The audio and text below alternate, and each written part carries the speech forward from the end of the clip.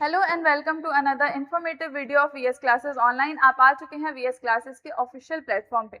जैसा कि आपको पहले भी लेक्चर्स में मैंने इन्फॉर्म किया है, हमारा दायित्व है कि आपको सारी चीज़ें पहले ही लेक्चर के आपको इन्फॉर्म कर दी जाए, ताकि आप ये ना समझे कि आप क्या पढ़ रहे हैं, किस जगह पर आए हैं, ये वीडियो कैसे चल गई आपसे, है ना। ये सारी चीज़ें आपको पता होनी चाहिए।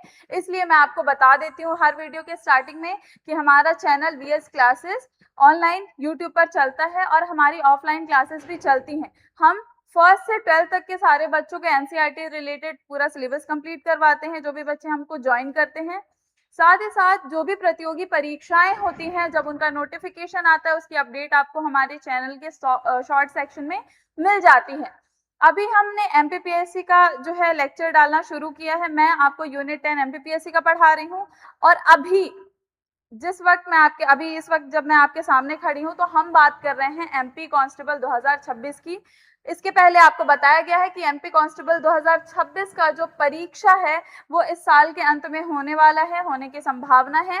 बाकी ये डेट टेंटेटिव है, अगर कुछ चेंजेस आते हैं तो आपको हमारे चैनल पे इंफॉर्मेशन दे दी जाएगी। जो भी अपडेट्स आते हैं वो आपको हम देते रहेंगे।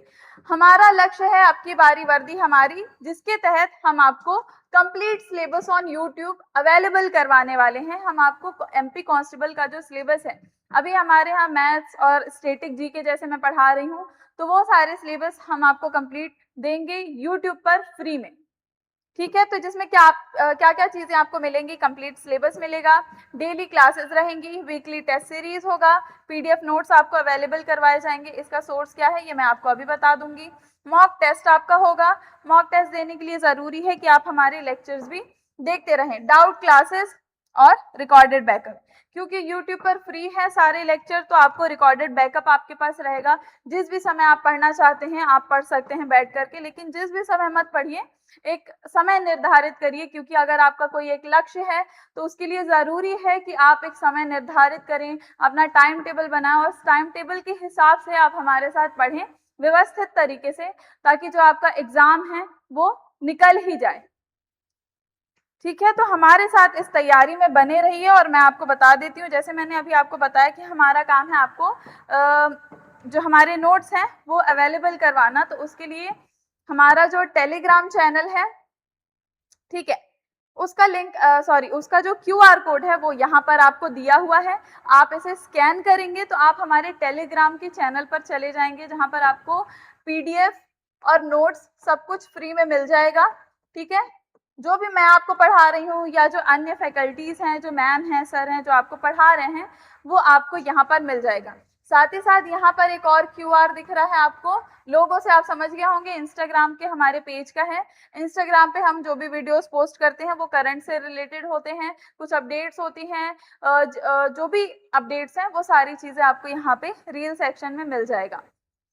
तो ये कुछ जरूरी इंफॉर्मेशन हो गई। मैं अपने बारे में बताऊं तो मैं आपको स्टैटिक जीके पढ़ाने वाली हूँ और पढ़ा रही हूँ। कई लेक्चर्स हो चुके हैं, आज हमारा लेक्चर 5 है, पार्ट 3 है। एमपी कांस्टेबल 2026 के तहत मैं आपको क्या पढ़ाऊंगी, स्टैटिक जीके पढ़ाऊंगी, जिसमें स्टैटिक जीके सामान्य ज्ञान, जिसमें आपका पूरा टेबल ऑफ कंटेंट यानी क्या सिलेबस होगा, मध्य प्रदेश के संदर्भ में क्या चीजें एमपी कांस्टेबल में आपसे पूछेगा, ये यहाँ पर लिखा हुआ है। भारत के संदर्भ में आपसे जो भी चीजें पूछेगा, या एमपी कांस्टेबल में जो पिछले वर्ष जो सवाल आ चुके हैं, उसमें इन सारे टॉपिक से सवाल आता है। और अगर वर्ल्ड कॉन्टेक्स्ट में हम बात करते हैं तो United Nations, World Health Organization, UNESCO, इन सारी जो टॉपिक हैं उनसे सवाल आता है। पुरस्कार पूछ देगा आपसे, खेल कूद पूछ देगा, और ये दोनों जो चीजें हैं ये एमपी के कॉन्टेक्स्ट में तो है ही है, साथ ही साथ खेल कूद के कॉन्टेक्स्ट में भी है। ठीक है, फिर हम मध्य प्रदेश के परिचय के बारे में पढ़ेंगे। मध्य प्रदेश में जो भी चीजें हैं, जैसे जिले हैं, संभाग हैं, नदियां हैं, पर्वत है, जनजातियां हैं, उनके बारे में पढ़ेंगे। राष्ट्रीय उद्यान, इतिहास, संस्कृति, नृत्य एवं मेला, ये सारी चीजें पढ़ेंगे। और अभी अभी हम क्या पढ़ रहे हैं, भारत के शोध संस्थानों के बारे में पढ़ रहे हैं। ठीक है, यानी भारत में जितने भी इंस्टीट्यूशन है जो रिसर्च कर रहे हैं, उन सारी चीजों के बारे में हम पढ़ रहे हैं। आगे बढ़ते हैं, आज क्या पढ़ने वाले हैं। आज हमारा है लेक्चर 5 पार्ट 3। इसके पहले हमने कृषि से संबंधित जो भी शोध संस्थान थे उनके बारे में पढ़ लिया था।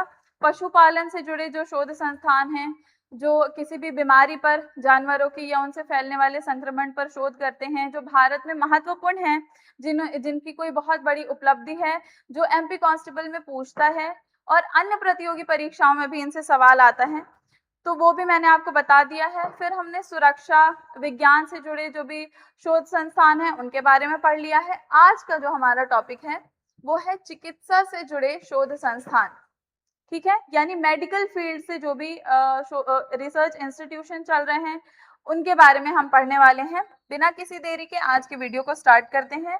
मैंने आपको बताया है क्या फॉर्मेट रहता है हमारी वीडियो का। मैं आपको अलग अलग इंस्टीट्यूशंस के बारे में पढ़ाऊंगी जिसमें आपको मल्टीपल चीजें कवर कर दी जाएंगी। सबसे पहले हम क्विक फैक्ट्स भी देखेंगे, जो वन लाइनर चीजें आती हैं एमपी कांस्टेबल में, जैसे स्थापना कब हुई, जिस भी संस्थान को आप पढ़ रहे हैं स्थापना कब हुई, उनके निदेशक कौन हैं, उनके संस्थापक कौन हैं, वित्तीय सहायता कहाँ से प्रदान हुई और उनकी उपलब्धियां क्या क्या हैं, मुख्य कार्य क्या है, कोर फंक्शंस क्या हैं, ये सारी चीजें हम कवर करते हैं सिर्फ एक लेक्चर में। तो आपको मैं हर वीडियो में बोलती हूँ, आपको सिर्फ समझना और लिखने का काम करना है और हमसे पीडीएफ मांगना है, हम आपको दे तो रहे हैं, फ्री में दे रहे हैं, तो सारी चीजें आपको सिर्फ पढ़ना है। भारत के प्रमुख चिकित्सा एवं स्वास्थ्य अनुसंधान संस्थान जो एमपी कांस्टेबल 2026 से जुड़ा हुआ है और उपयोगी महत्वपूर्ण तथ्य और बहुविकल्पीय प्रश्न भी इसमें करवाए जाएंगे। लगभग 11 से 12 आपको संस्थानों के बारे में, अनुसंधान संस्थानों के बारे में मैं पढ़ाऊंगी जो चिकित्सा से जुड़े हुए हैं, जो बहुत जरूरी हैं। और अंत में आपको पहले तो आपको ये वीडियो देखना ही है, लेकिन ये जो लेक्चर है ये 2 पार्ट्स में जाएगा, ठीक है। वीडियो बहुत स्ट्रेच हो जाएगी तो आपको धीरे धीरे कवर करना है, इसलिए वीडियो हम 1-2 पार्ट में बनाएंगे। लास्ट पार्ट आपको देखना होगा और आज का भी देखना होगा, क्योंकि वीडियो के अंत में हम आपको एमसीक्यू प्रोवाइड करवाते हैं, जैसा कि हमने प्रॉमिस किया था कि हम आपको जो भी गत वर्ष प्रश्न आए हैं, जिस भी विषय को हम पढ़ा रहे हैं उससे संबंधित, तो वो हम आपको देंगे, हम आपको बताएंगे, सॉल्व करवाएंगे। आपको कमेंट सेक्शन में हम अगर कोई सवाल पूछते हैं तो वो बताना होगा, ठीक है। और आप हमें पर्सनली भी डीएम वगैरह कर सकते हैं, आपको पिछले वीडियोस में हमने कांटेक्ट भी दिया है, ठीक है। तो और आपको डिस्क्रिप्शन वगैरह में भी हमारा जो भी कांटेक्ट करने का है वो आपको मिल जाएगा डिस्क्रिप्शन बॉक्स में। तो ये बेसिक इन्फॉर्मेशन थी। आज की पहली संस्थान जो है उसके बारे में देखेंगे, उसके पहले विषय सूची। जो जरूरी है, आपको एक रोड मैप पता होना चाहिए कि आप क्या क्या पढ़ने वाले हैं। प्रमुख जो चिकित्सक संस्थान है, अनुसंधान है, उसमें एम्स है, आईसीएमआर है, ठीक है, एनआईवी है, सीडीआरआई है और एनआईएन है और बीपीसीआई है। और एमपी कांस्टेबल के लिए जो सबसे ज्यादा इंपॉर्टेंट 2 है, जो एमपी स्पेशल है, उसको तो जानना ही जानना है, ठीक है। तो ये 2 है, फिर उसके बाद से NIMHANS, ऐसे आप इसको, मतलब ये आपको मैंने शॉर्ट में बताया है, पूरा फुल फॉर्म आपको पढ़ते पढ़ते याद हो ही जाना है। तो ये कुछ प्रमुख अनुसंधान संस्थान है और इसी कड़ी में सबसे पहला जो अनुसंधान संस्थान है एम्स, नाम तो सुना ही होगा। एम्स का अगर नाम नहीं सुना भैया तो फिर क्या सुना। एम्स अखिल भारतीय आयुर्विज्ञान संस्थान, यानी ऑल इंडिया इंस्टीट्यूशन फॉर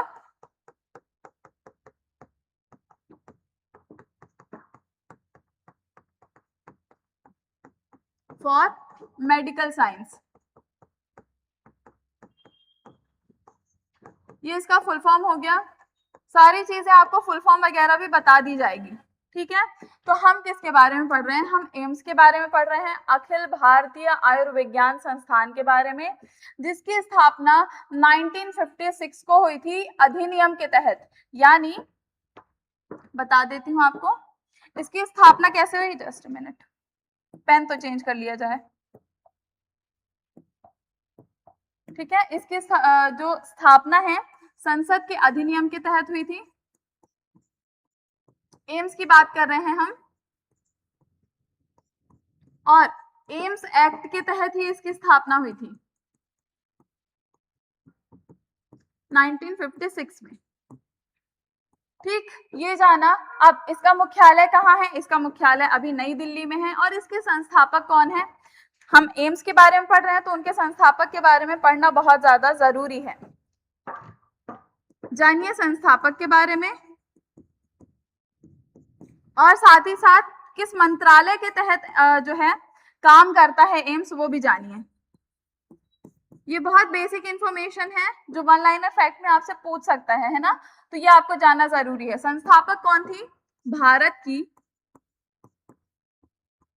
प्रथम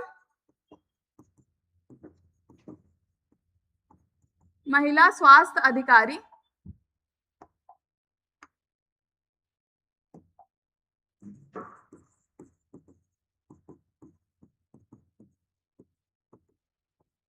कौन थी? राजकुमारी अमृत कौर। ये और इनके साथ साथ भारत के प्रथम जो हमारे प्रधानमंत्री हैं थे, माफ कीजिएगा, प्रधानमंत्री जी थे जवाहरलाल नेहरू।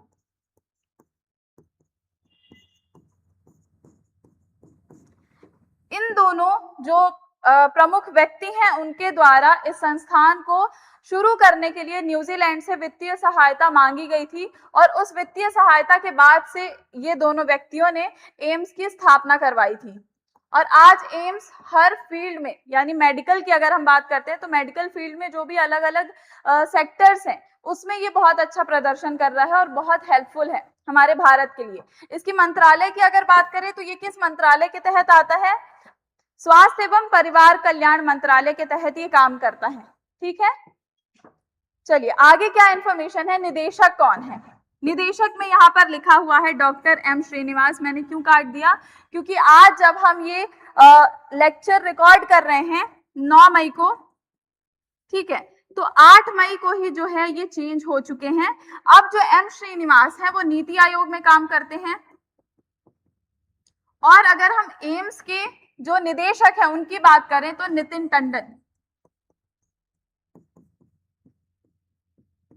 एम्स के जो निदेशक हैं वो बदले जा चुके हैं।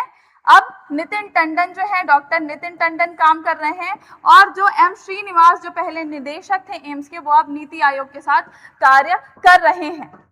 ठीक, अब बात करते हैं मुख्य कार्य की। यह संस्थान स्नातक और स्नातकोत्तर चिकित्सा शिक्षा के लिए मानक निर्धारित करता है और देश का सबसे बड़ा उपचार केंद्र है। यहाँ पे एक और चीज जानिए, विशेषता और इनके कार्यों के बारे में।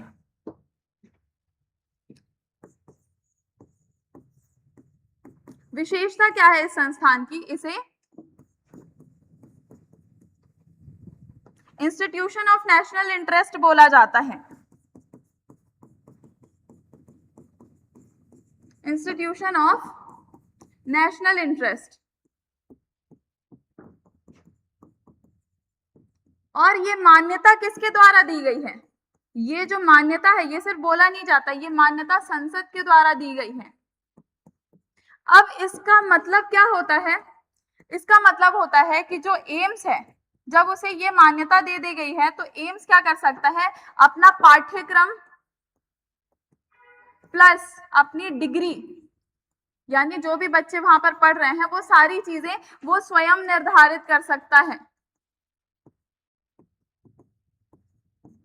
सारी चीजें ये स्वयं निर्धारित कर सकता है, ये इसकी विशेषता है। क्या बताया मैंने, एक बार फिर से समझिए। जो स्थापना है एम्स की वो अधिनियम के तहत हुई, संसद के अधिनियम के तहत, जिसे एम्स एक्ट बोला गया, 1956 में इसकी स्थापना हुई। मुख्यालय प्रमुख जो है, मुख्यालय जो अभी है वो नई दिल्ली में है।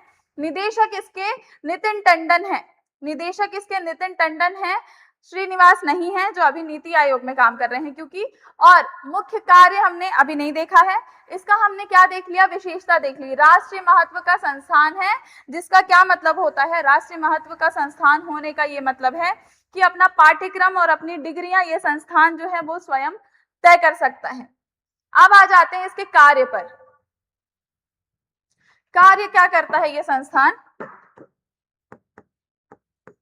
सबसे पहले शिक्षा लिख लीजिए, इनके काम को समझना पड़ेगा आपको। शिक्षा देता है, क्या लिखा है यहाँ पर देखिए, जैसे यहाँ पर लिखा हुआ है, जस्ट मिनट, यह संस्थान स्नातक और स्नातकोत्तर, उसी को हम किसमें? चिकित्सा शिक्षा के अंदर रख रहे हैं।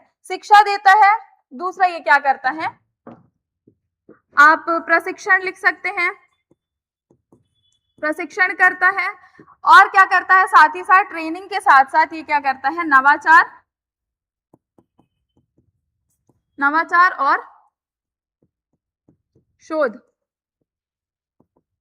ठीक, ये सारी चीजें, ये सारा काम एम्स करता है। अब एम्स का उद्देश्य क्या है, एम्स का उद्देश्य ये है कि भारत को मेडिकल फील्ड में उन्नत बनाना, जो भी नई टेक्नोलॉजीज आ रही हैं उनका यूज करना, और जो भी हमारे देश में जो रोग चल रहा है उसके रोकथाम के लिए एम्स काम करता है। तो मैंने यहाँ पर क्या लिखा, शिक्षा। ये संस्थान केवल मेडिकल फील्ड में हॉस्पिटल वगैरह नहीं, यहाँ पर इंस्टीट्यूशन, ये इंस्टीट्यूशन भी है, यहाँ पर करोड़ों बच्चे निकल करके पढ़ करके निकलते हैं इस संस्थान से। प्रशिक्षण का मतलब क्या है, जो नर्सिंग ट्रेनिंग जो बहुत ज्यादा फेमस है, नर्सिंग की ट्रेनिंग इस संस्थान में करवाई जाती है बहुत ही बेहतरीन तरीके से। फिर अगला क्या लिखा है, नवाचार और शोध, यानी कोई भी नई टेक्नोलॉजी आती है, ठीक है, उसका ये लोग उन्नत तरीके से इस्तेमाल करते हैं, और साथ ही साथ जो भी नई बीमारी, महामारी, संक्रमण फैल रहा है उसको रोकने के लिए ये लोग उस पर रिसर्च करते हैं कि उसका क्या उपचार हो सकता है। ठीक है, तो ये इसके कार्यों के बारे में हो गया, संसद अधिनियम के तहत पारित हुआ है, ये जो यहाँ पर इंफॉर्मेशन दी हुई है वो कलेक्ट हो गई। अब एक और चीज एमपी कांस्टेबल के नजरिए से जान लीजिए।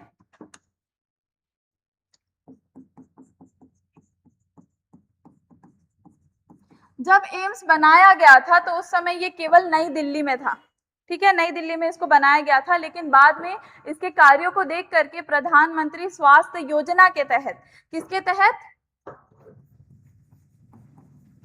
प्रधानमंत्री स्वास्थ्य योजना के तहत इसको क्या किया गया, और भी महत्वपूर्ण जो शहर हैं वहां पर भी एम्स को स्थापित किया गया।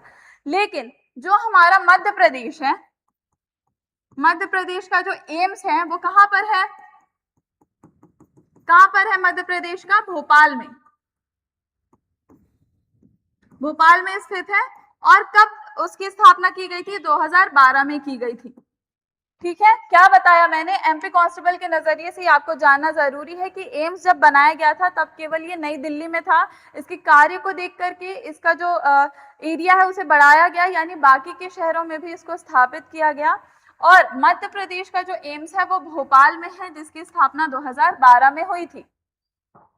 ये आपकी कुछ जरूरी इंफॉर्मेशन यहाँ पर कलेक्ट हो गई। अब यहाँ पर इनकी उपलब्धियों के बारे में भी जान लीजिए।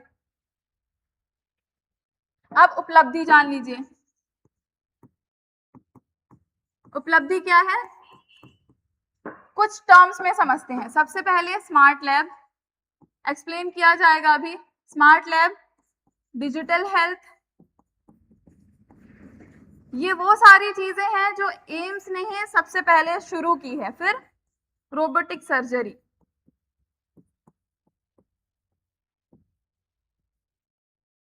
ठीक है, तीन चीजें मैंने आपको बताई। पहला है स्मार्ट लैब, स्मार्ट लैब का क्या मतलब है, जो भी चेकअप वगैरह किसी भी मरीज का, किसी भी पेशेंट का हो रहा है तो उसकी जो रिपोर्ट है जल्द से जल्द तैयार कर दी जाए, इसके लिए एम्स ने स्मार्ट लैब शुरू किया है, जहां पर जल्दी से जल्दी जो है आपकी रिपोर्ट बन जाएगी और उसके आधार पर अगर आपकी कोई बीमारी है तो उसको सही किया जाएगा। फिर दूसरा क्या है, डिजिटल हेल्थ, डिजिटल हेल्थ यानी अगर आपको एम्स के किसी भी विशेषज्ञ डॉक्टर से आपको इलाज करवाना है और आप दूर शहर में कहीं पर रहते हैं या आप नहीं पहुंच पा रहे हैं, तो आप अपॉइंटमेंट ले सकते हैं, आप अपने फोन के थ्रू अपॉइंटमेंट ले सकते हैं, डॉक्टर से कंसल्ट कर सकते हैं, वीडियो कॉल पे बात कर सकते हैं। ये दूसरा हो गया। तीसरा, तीसरा क्या लिखा है, robotic surgery, robotic surgery via international technology, international tech, यानी यहाँ पर सर्जरी वगैरह होती है रोबोट्स के थ्रू, और वो भी जो टेक्नोलॉजी है वो इंटरनेशनल टेक्नोलॉजीज होती है। तो यानी आप पूरी तरीके से एम्स पर भरोसा कर सकते हैं। बहुत सारी चीजें एम्स के बारे में जान ली। क्या क्या जाना, सबसे पहले आपने स्थापना जानी, एम्स के बारे में फुल फॉर्म जाना, मुख्यालय कहाँ पर है एम्स का, नई दिल्ली, निदेशक नितिन टंडन है जो 8 मई 2026 को ही उन्होंने ज्वाइन किया है, और मुख्य कार्य क्या है, शिक्षा देना, प्रशिक्षण करना और डिग्रीज देना, ठीक है। और इनकी विशेषता, ये INI का दर्जा इनको मिला हुआ है, यानी इंस्टीट्यूशन ऑफ नेशनल इंटरेस्ट, यानी ये अपना पाठ्यक्रम खुद तैयार कर सकते हैं। एक्स्ट्रा चीजें आपने क्या पढ़ी, कार्य में आपने पढ़ लिया, आपने ये पढ़ा मध्य प्रदेश से जरूरी जो फैक्ट आ सकते थे कि जो मध्य प्रदेश है उसका एम्स कहाँ पर है वो जान लिया, उपलब्धियां इनकी जान लिया आपने। ये हमारा पहला संस्थान कवर हो गया। दूसरा संस्थान जानते हैं। दूसरा संस्थान है Indian council for medical researches, यानी भारतीय आयुर्विज्ञान अनुसंधान परिषद। क्या फुल फॉर्म है? Indian council for medical researches.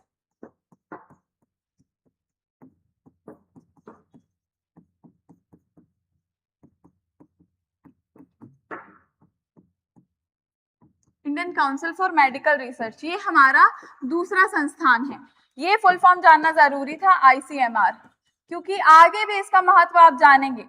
आगे जो हम अनुसंधान संस्थान पढ़ने वाले हैं चिकित्सा से जुड़े हुए, उसमें इसका बहुत बड़ा योगदान है, क्योंकि ये सबसे पुराना और सबसे महत्वपूर्ण अनुसंधान है। ठीक है, अब देखिए इसकी स्थापना कब हुई थी। Indian council for medical researches की स्थापना 1911 में ही कर दी गई थी, लेकिन जब इसकी स्थापना हुई थी तब इसका नाम क्या था? इसका नाम इरफा था, यानी बताती हूं, इंस्टीट्यूशनल रिसर्च बोल सकते हैं, इंस्टीट्यूशनल, या फिर इंडियन भी बोल सकते हैं, इंडियन रिसर्च फंड एसोसिएशन।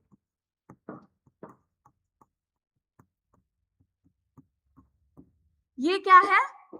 ये जो है पुराना नाम है, ये पुराना नाम है। यानी जब Indian council for medical researches ICMR की स्थापना हुई थी तब इसका नाम इंडियन रिसर्च फंड एसोसिएशन था, या इंस्टीट्यूशनल रिसर्च फंड एसोसिएशन आप इसको बोल सकते हैं। कब? 1911 में। लेकिन बाद में इसका नाम बदल दिया गया था, बाद में इसका नाम बदल दिया गया था। ठीक है, बाद में इसका नाम ICMR कर दिया गया था। अब इसका मंत्रालय क्या है? इसका भी मंत्रालय मैं आपको बता देती हूं। मंत्रालय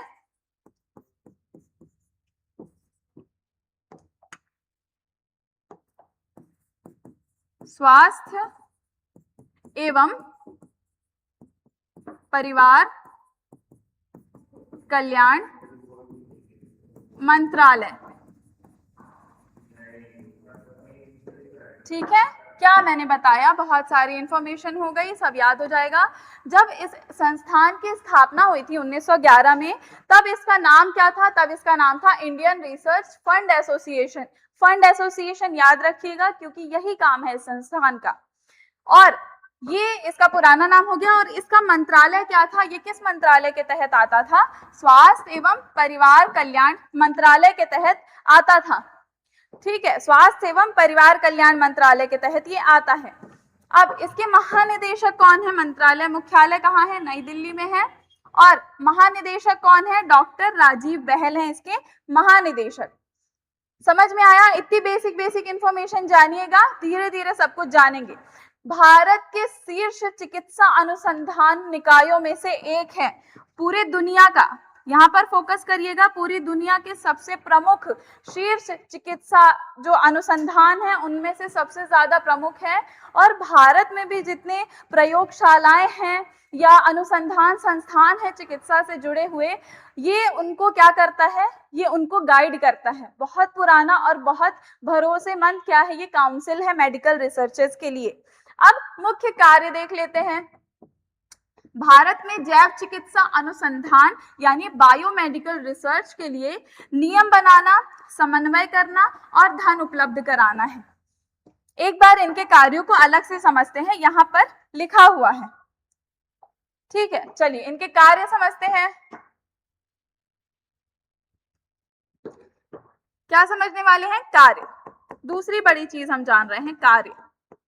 सबसे पहले क्या लिखा हुआ था? समन्वय,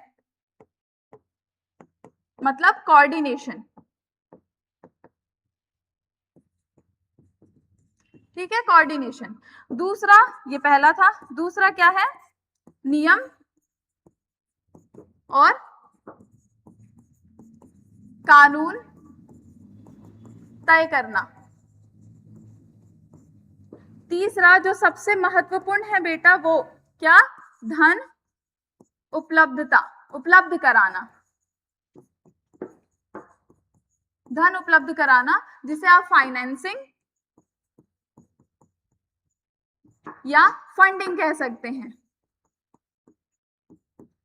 ठीक है, फाइनेंसिंग और फंडिंग करना, ये प्रमुख 3 कार्य हैं आईसीएमआर के। ठीक है, क्या समझाया मैंने, समन्वय, यानी जो भी अनुसंधान संस्थान है चिकित्सा से जुड़े हुए, वो जो रिसर्च कर रहे हैं, शोध कर रहे हैं, उन सारे अनुसंधानों के बीच में समन्वय कराना किसका काम होता है, ICMR, Indian council for medical researches का काम होता है उनके बीच में समन्वय करवाना। दूसरा है मेडिकल रिसर्चेस के लिए नियम और कानून बनाना, तय करना, यानी एथिकल गाइडलाइन तैयार करता है ये, एथिकल गाइडलाइन तैयार करना।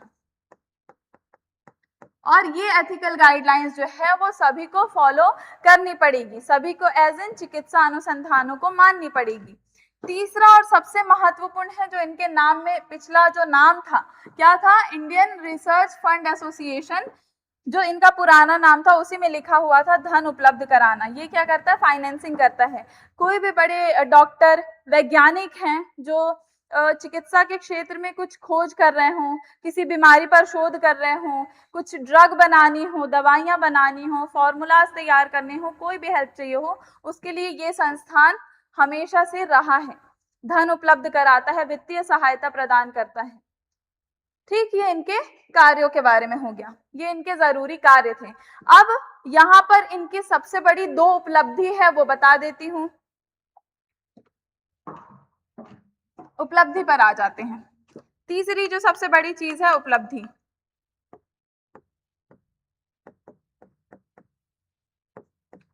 सबसे पहले लिख देती हूं मैं कोवैक्सीन, और दूसरा लिख देती हूं आई ड्रोन। क्या है बताती हूं। जो आप यहाँ पर कोवैक्सीन देख रहे हैं, जब कोविड 19 यानी कोरोना महामारी जब यानी जब बहुत बड़ी महामारी हमारे देश में थी और हम उससे गुजर रहे थे, उस वक्त आईसीएमआर जो हमारी संस्थान है, उसने पहले स्वदेशी वैक्सीन बनाई थी भारत में इस बीमारी से, महामारी से लड़ने के लिए। और किसके साथ बनाई थी, ये पूछ सकता है, भारत बायोटेक के साथ।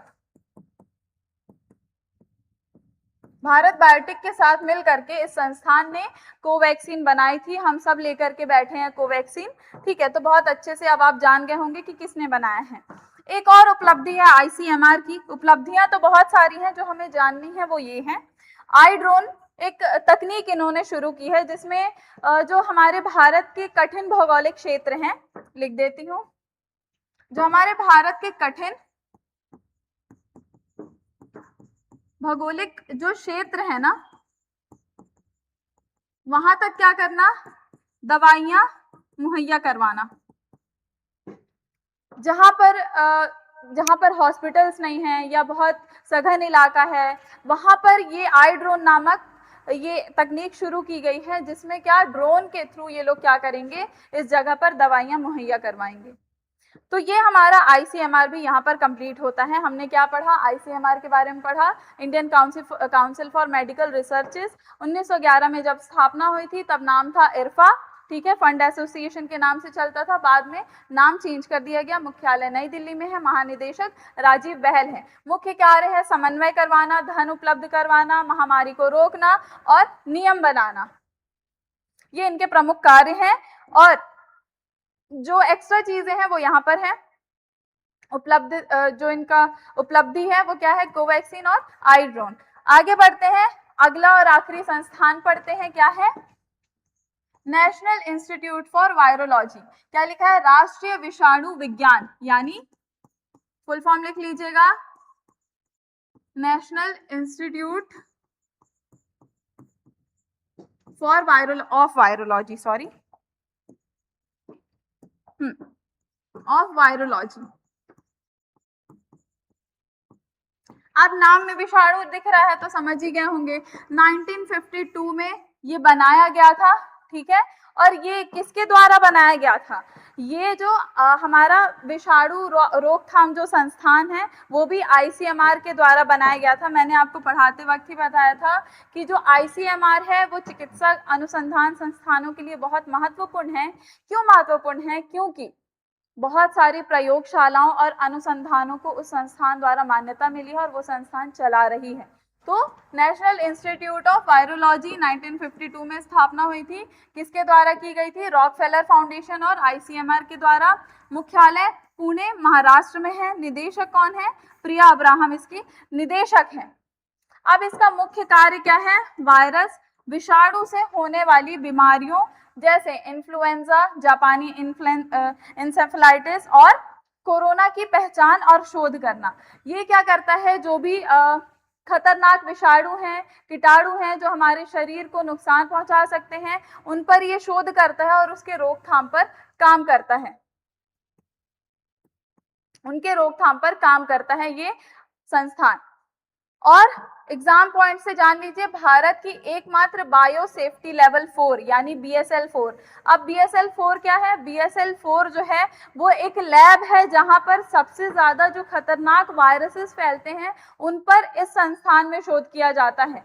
जहां पर दुनिया के सबसे खतरनाक, भारत के सबसे खतरनाक वायरसेस पे शोध किया जाए उसे बोला जाएगा BSL 4। जैसे आपने निपाह वायरस सुना होगा, आपने इबोला वायरस सुना होगा, उन सारे वायरसेस पे सबसे, क्योंकि ये सबसे खतरनाक वायरसेस थे हमारे देश के, कोरोना वायरस हो गया वो सबसे खतरनाक महामारी थी, ऐसे सारे वायरसेस पे BSL 4 नामक लैब है जो NIV के द्वारा चलाया जाता है, नेशनल इंस्टीट्यूट ऑफ वायरोलॉजी के द्वारा चलाया जाता है। और यहीं पर उन पर शोध होता है। किन कारणों से वो फैल रहा है महामारी या वायरस, उसको ढूंढा जाता है और उसके बाद उसका उपचार किया जाता है और उसके लिए वैक्सीन वगैरह देखी जाती है। ये हमारा तीसरा संस्थान यहीं पर होता है खत्म। एक बार थोड़ा सा रिवीजन देख लीजिए क्या मैंने आपको पढ़ाया। आज हमने 3 प्रमुख चिकित्सक अनुसंधान संस्थानों के बारे में पढ़ा, जिसमें हमने एम्स के बारे में पढ़ा था, अखिल भारतीय आयुर्विज्ञान संस्थान, जिसकी स्थापना किसने की थी? हमारे देश की प्रथम स्वास्थ्य मंत्री जो थी अमृत कौर और हमारे देश के प्रथम प्रधानमंत्री जवाहरलाल नेहरू के द्वारा की गई थी। और उन्होंने इसको स्थापित करने के लिए न्यूजीलैंड से वित्तीय सहायता ली थी। और ये जो संस्थान है ये एम्स एक्ट संसद के अधिनियम के तहत बना है। और जो निदेशक है वो बदले जा चुके हैं, ये करंट अपडेट है 8 मई 2026 को ही इसके जो निदेशक है वो बदले जा चुके हैं। फिर हमने मुख्य कार्य देख लिया, शिक्षा प्रदान करता है, विशेषज्ञ उपचार देता है, चाहे न्यूरो हो, चाहे कैंसर पेशेंट हो या फिर हार्ट डिजीज हो, हार्ट हेल्थ हो, उसके लिए ये संस्थान स्पेशली जो स्पेशलिस्ट हैं उनको ये संस्थान अपने साथ लेकर के चलता है। और कुछ प्रमुख चीजें हमने MP कांस्टेबल के नजरिए से देख ली थी, उपलब्धि इनकी देख ली थी, smart lab, digital health and robotic surgery via international technologies, ये हमने देख लिया एम्स के बारे में। फिर बेटा हमने ICMR के बारे में पढ़ा, यानी Indian council for medical researches हमने देखा। और ये सबसे प्रमुख संस्थान है क्योंकि इस जो अनुसंधान संस्थान है इसके तहत, इस काउंसिल के तहत बहुत सारे प्रयोगशालाएं और अनुसंधान चलते हैं। पुराना नाम क्या था, नया नाम क्या था, वो भी हमने देख लिया, कब नाम बदला गया देख लिया। कार्य क्या है? समन्वय करवाना, नियम और कानून यानी एथिकल गाइडलाइंस बनाना और धन उपलब्ध कराना कोई भी बड़े वैज्ञानिक, डॉक्टर या अनुसंधान संस्थानों को। फिर इस संस्थान की सबसे बड़ी उपलब्धि हमारे लिए तो कोवैक्सीन है, क्योंकि जब महामारी चल रही थी तो इस संस्थान ने कोवैक्सीन बनाई थी। ये पूछ सकता है किसके साथ मिलकर के, तो भारत बायोटेक के साथ मिलकर के इसने बनाई थी। आई ड्रोन यानी ड्रोन के थ्रू कठिन इलाकों में, कठिन भौगोलिक क्षेत्रों में दवाओं को मुहैया करवाने का इन्होंने एक उपलब्धि हासिल की। फिर आखिरी संस्थान हमने नेशनल इंस्टीट्यूट ऑफ वायरोलॉजी पढ़ा कि वायरस कैसे फैल रहा है, क्यों फैल रहा है, उसके रोकथाम पर ये क्या करते हैं, कार्य करते हैं। हमारे और भी बहुत सारे इंपॉर्टेंट जो संस्थान हैं वो बच जाते हैं, जिनकी डिटेल्स मैं आपको यहाँ पर एक टेबल दे रही हूँ, जिससे आप समझ जाएंगे कि क्या क्या चीजें आपको अभी पढ़ना बाकी है। मैंने स्लाइड स्टार्टिंग में ही रखी थी, आपको मैंने दिखाया था, वो देख लीजिए। बहुत सारी चीजें अभी बच रही हैं, ठीक है, क्योंकि एक लेक्चर में सब कुछ कवर करना इम्पॉसिबल सा है और आपके लिए कवर करना बहुत दिक्कत देगा। ठीक है, तो हमने 3 के बारे में पढ़ लिया है, बाकी हमारे जितने बचे हैं जिसमें एमपी स्पेशल भी है, लेक्चर तो आपको देखनी पड़ेगी क्योंकि एमपी स्पेशल जो हमारा है कांस्टेबल के लिए, वो 2 रह जा रहे हैं जो हम अगले लेक्चर में कवर करेंगे। तो ये इसी के साथ हमारा जो फर्स्ट लेक्चर है पार्ट 3 का यानी लेक्चर 5 वो कंप्लीट होता है, जिसमें हमने चिकित्सक अनुसंधान संस्थानों के बारे में देखा। और आपको हमारे साथ बने रहना है क्योंकि हमारा लक्ष्य क्या है, आपको एमपी कांस्टेबल क्लियर करवाना हमारा लक्ष्य है। अब की बारी वर्दी हमारी के तहत ये हमारा पार्ट 3 लेक्चर 5 यहीं पर कंप्लीट होता है। लेक्चर अच्छे से देखिए, पढ़ते रहिए और कोशिश करिए कि हमारी पूरी लेक्चर देख सकें आप, क्योंकि आपको फ्री में बहुत बेहतरीन क्वालिटी कंटेंट हम दे रहे हैं। तो बाकी सारे लेक्चर्स भी देखिए, और वीएस क्लासेस पर अगर कुछ बच्चे हैं जो हमें देख रहे हैं जो स्कूल में पढ़ रहे हैं, तो उन्हें भी मैं बता दूं, आप स्कूल से रिलेटेड भी आपको प्लेलिस्ट में जाइए, प्लेलिस्ट में सब आपको मिल जाएगा। ठीक है, तो कोई भी कंफ्यूजन नहीं है, सब कुछ मैंने आपको बता दिया। मिलते हैं आपसे अगले लेक्चर में और सारे चिकित्सक अनुसंधान संस्थानों के साथ। बहुत बहुत धन्यवाद।